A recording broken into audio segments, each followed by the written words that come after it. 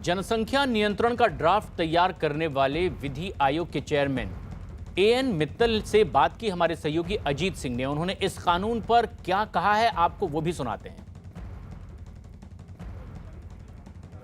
उत्तर प्रदेश में जनसंख्या नीति को लेकर सियासत शुरू हो गई। हमारे साथ जस्टिस मित्तल हैं जिन्होंने इस ड्राफ्ट को तैयार किया। सर, किस तरह से ड्राफ्ट में प्रावधान किए गए?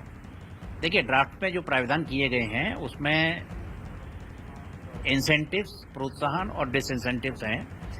इंसेंटिव्स में आप कह सकते हैं कि जो व्यक्ति स्वेच्छा से नसबंदी कराता है उस व्यक्ति को, अगर सरकारी सेवक है तो उसको 2 अतिरिक्त वेतन वृद्धि मिलेंगी, उसको विकास प्राधिकरण के मकानों में आवंटन में वरीयता मिलेगी, निःशुल्क शिक्षा मिलेगी, निःशुल्क चिकित्सा मिलेगी और भी बहुत सी सुविधाएं हैं। आसान किस्तों पर लोन मिलेगा, सब्सिडी मिलेगी। मौलाना इस पे फिरंगी महली ने कहा कि ये मजहब के हिसाब से ठीक नहीं है, इस पे सोचना चाहिए।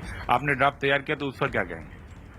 देखिए, मैं मौलाना साहब की बात पर कमेंट करने वाला मेरी क्षमता नहीं है। वो धर्मगुरु हैं, उनके कमेंट का स्वागत है, परंतु मैं ये सभी लोगों को आश्वस्त कर देना चाहता हूँ कि हमारा कानून किसी भी प्रकार से किसी भी धर्म, किसी भी संप्रदाय, किसी भी जाति, किसी भी समुदाय के विरुद्ध नहीं होगा और किसी भी धार्मिक निर्देशों के विपरीत नहीं होगा। 2 बच्चों को लेकर क्या प्लानिंग की जा रही है? उसी को लेकर काफी लोग जो है सियासत कर रहे हैं। देखिए, मेरा तो मानना ये है कि अगर आप 2 बच्चे नहीं सीमित कर सकते हैं तो आप स्वतंत्र हैं, आप 4 करिए, 6 करिए, कोई रोक नहीं है इसमें। कहीं कोई रोक, जैसे सन 1975 में 76 में संजय गांधी जी के समय में जबरन नसबंदी कराई गई थी और लोगों को एक बोरी सीमेंट के लिए नसबंदी का प्रमाण पत्र देना पड़ता था, ऐसा इसमें कुछ भी नहीं है, कुछ भी नहीं है। 2 बच्चों से ज्यादा जिनके पास होंगे उनको सुविधाएं मिलेगी? क्या प्रावधान कर रहे हैं? अगर अधिनियम के लागू होने के बाद, देखिए मैं दो बातें हैं। अधिनियम के लागू होने की तिथि को अगर किसी के 2 से ज्यादा बच्चे हैं, 3 बच्चे हैं, 4 बच्चे हैं, 5 बच्चे हैं, तो वो इस प्रतिबंध के दायरे में नहीं आएगा।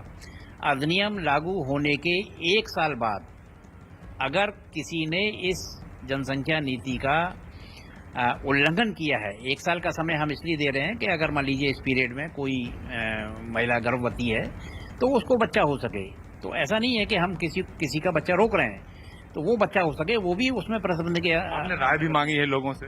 हाँ, हमने राय भी मांगी है लोगों से, और राय लोगों की जो आती है हम उस पर भी विचार करेंगे और उसमें जो भी अच्छे सुझाव होंगे हम उनको उसमें ड्राफ्ट बिल में समाहित करेंगे। कार्रवाई का भी प्राविधान है कि अगर इस कानून के लागू होने के बाद कोई इसको तोड़ता है? देखिए, कानून के लागू होने के बाद अगर मान लीजिए कोई व्यक्ति इंसेंटिव्स लेने के बाद और फिर जानबूझ करके 2 बच्चों के परिवार की सीमा को बढ़ाता है, तो उसको जो इंसेंटिव्स दिए गए हैं वो इंसेंटिव्स, उसके सरकारी सुविधाएं हैं, वो उसकी वापस ली जा सकती हैं। बहुत बहुत धन्यवाद। ये थे जस्टिस आदित्यनाथ मित्तल जिन्होंने ड्राफ्ट की नीति तैयार कर रहे हैं। इनका सीधे तौर पर कहना है कि जनसंख्या नियंत्रण कानून लागू होने के बाद अगर कोई 2 बच्चे से अधिक संतान पैदा करता है तो उसे सरकारी सुविधाएं नहीं मिलेगी। मौलाना के कमेंट पर उन्होंने कहा कि हम उस पर कोई कमेंट नहीं करेंगे क्योंकि ये नीति है और नीति के हिसाब से बनती है। उन्होंने लोगों से राय भी मांगी, यानी उत्तर प्रदेश में जल्द ही जनसंख्या नीति का कानून आने वाला। हालांकि इसको लेकर विपक्ष सियासत जरूर कर रहा है। बुर्जुन सक्रिय के साथ अजीत सिंह, न्यूज 18 लखनऊ।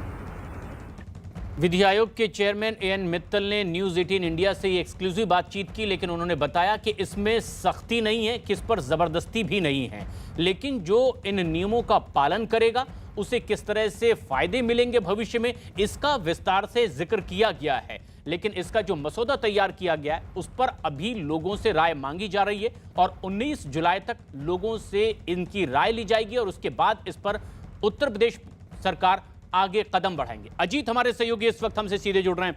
अजीत, अब जबकि इस पूरे मामले में अलग अलग लोगों के रिएक्शंस भी सामने आ रहे हैं, किस तरह की तैयारी दिखाई दे रही है और जो आपके साथ में हैं किस तरह से उनका रिएक्शन? देखिए, बिल्कुल प्रशांत, जनसंख्या नीति को लेकर विपक्ष जरूर पर खिलाया है। मौलाना फरीद जो रसीदी उन्होंने कहा कि इसको सोच विचार कर करना चाहिए, इसको मजहबी रंग नहीं देना चाहिए। लेकिन हमारे साथ सरकार के मंत्री मोहसिन रजा साहब मौजूद हैं, उन्हीं से सवाल पूछते हैं कि आखिर वो क्या चाहते हैं। हम एक बार फिर जुड़ने की कोशिश करते हैं आपसे। उत्तर प्रदेश सरकार में मंत्री मोहसिन रजा का रिएक्शन क्या है ये भी हम सुनाएंगे। न्यूज 18 के साथ एक्सक्लूसिव इस वक्त वो जुड़े हुए हैं। लेकिन ऐसे में जबकि अलग अलग लोगों की राय आ रही है, इस पर राय लेने के लिए बाकायदा इसे वेबसाइट पर अपलोड भी कर दिया गया है, जो मसौदा तैयार किया गया है विधेयक का।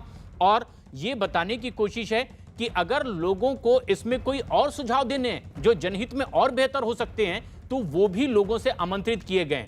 लेकिन जनसंख्या नियंत्रण और स्थिरीकरण के लिए ये एक अहम कदम योगी सरकार की ओर से उठाया जा रहा है। लेकिन योगी सरकार के ही मंत्री अजीत हमारे सहयोगी हैं, इनके साथ में मौजूद हैं। मोहसिन रजा क्या रिएक्ट कर रहे हैं? अजीत, आप कंटिन्यू करें। देखिए, बिल्कुल प्रशांत, मोहसिन रजा साहब हमारे साथ मौजूद हैं। आपका न्यूज 18 पे स्वागत है। जस्टिस आदित्यनाथ मित्तल से भी हमने बात की। उन्होंने कहा कि 2 बच्चों से अधिक अगर कोई पैदा करता है तो हम उस पर रोकेंगे नहीं, लेकिन उसे कोई कानूनी सुविधाएं नहीं मिलेंगी। तो क्या तैयारी है? देखिए, मुझे लगता है कि जनसंख्या नियंत्रण प्रदेश की बहुत बड़ी जरूरत है।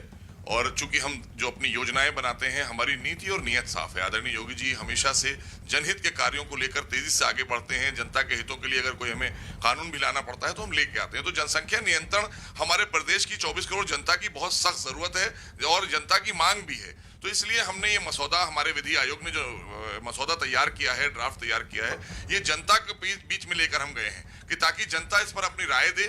और जनहित के लिए हम ला रहे हैं तो जनता की राय हमने इसलिए मांगी है और हमें विश्वास है कि वो हमारे इस मसौदे पर मुहर लगाएगी। और इसलिए मुहर लगाएगी क्योंकि हम जनकल्याणी योजनाओं को उन तक पहुंचाना चाहते हैं, सुविधाएं उन तक पहुंचाना चाहते हैं कि ताकि वो आने वाले समय में प्रदेश की मुख्य धारा और देश की मुख्य धारा से जुड़े। लेकिन समाजवादी पार्टी और कांग्रेस तो ये कह रही कि ये जनसंख्या नियंत्रण पर की बात कर रहे हैं, मुद्दे से लोगों को भटका रहे हैं, कोविड नियंत्रण नहीं कर रहे हैं, अपराध नियंत्रण नहीं कर रहे हैं।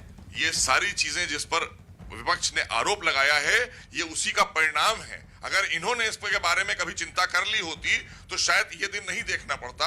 तो इसलिए जब हम कोई कानून लाते हैं जनता के हितों के, तो ये विचलित इसलिए हो जाते हैं क्योंकि तुष्टीकरण की राजनीति कर रहे हैं, निजी स्वार्थों की राजनीति कर रहे हैं। ये जनहित की और देश हित और प्रदेश हित की राजनीति कभी नहीं करता है विपक्ष हमारा, और इसमें भी वो अवसर तलाशने लगता है। विपक्ष तो ये भी कहता है कि एक विशेष समुदाय को, एक विशेष धर्म को टारगेट किया जा रहा है। क्यों, किस बात के लिए? क्या मोहसिन रजा हैं, हमारे अगर 2 बच्चे हैं और हमारे 8 भाई बहन थे, और आज अगर हमारे 2 बच्चे हैं, हम 2 बच्चों को अच्छे से परवरिश दे सकते हैं, योजनाओं का लाभ दे सकते हैं, उनको मुख्य धारा से जोड़ सकते हैं, डॉक्टर इंजीनियर बना सकते हैं, पढ़ा लिखा कर अच्छी शिक्षा दे सकते हैं, उनको संपन्न बना सकते हैं। तो इसमें हमारी भागीदारी होना चाहिए कि नहीं होना चाहिए? इसमें धर्म और जाति और कहां से समुदाय आ गया? ये चीज को लाकर विपक्ष जानबूझकर अपने मुद्दे पर जाना चाहता है, क्योंकि हम सबका साथ, सबका विकास और सबके विश्वास की नीति पर। धर्म गुरु हैं मौलाना रशीदी फिरंगी महली हैं और लोगों वो कह रहे हैं कि मजहब को टारगेट नहीं करना चाहिए, इसमें जो कानून बन रहा है उसको सोच विचार कर बनाना चाहिए। इस पर क्या कहेंगे आप? मेरा कहना यह है कि जिस देश में वो रहते हैं, मजहब भी अक्ल से बना है।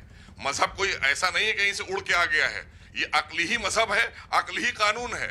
ये जो हमारा ब्रेन होता है, इसी से हमारा मजहब भी है, और जो चीज हमारे अक्ल में नहीं आए वो मजहब नहीं हो सकती है। तो इसलिए कानून जो बनता है वो जनता के हितों के लिए और सर्व समाज के लिए बनता है, प्रदेश की और जनता के हित के लिए बनता है। तो इसलिए ये हित का कानून है सबके।